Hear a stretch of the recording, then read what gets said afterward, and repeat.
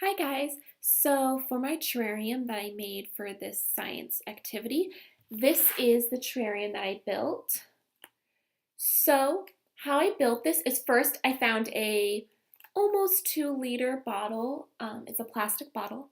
And then I cut it about 1/3 of the way up just so that then I'd have plenty of room to add everything else. So at the bottom here we have some pebbles. It may be hard to see, but I added pebbles first, and then I put some activated charcoal here. And the activated charcoal is really important if you don't want your terrarium to get all muddy or muggy or stinky, so that's why I put some activated charcoal.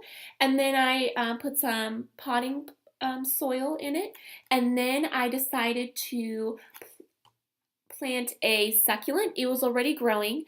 I didn't have time to make seeds because I was out of the state, so I didn't want my plant to die while I was away. But this is the general terrarium that I built. So,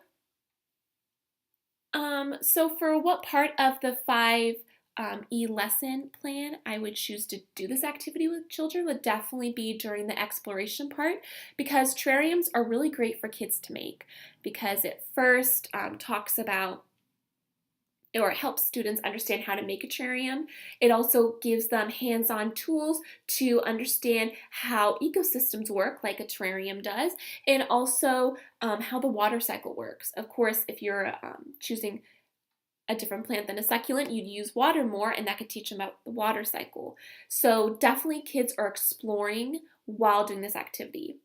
So for challenges, I would say the hardest part for me was just first cutting the plastic water bottle. That would be definitely hard for little kids. They'd probably need some help to do it.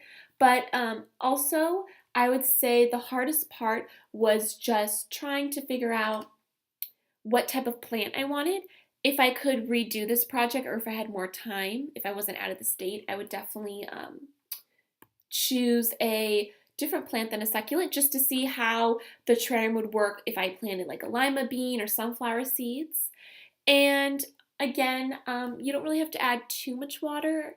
I added water like every 2 or 3 days. I just used a spray bottle, just enough just to get the soil moist.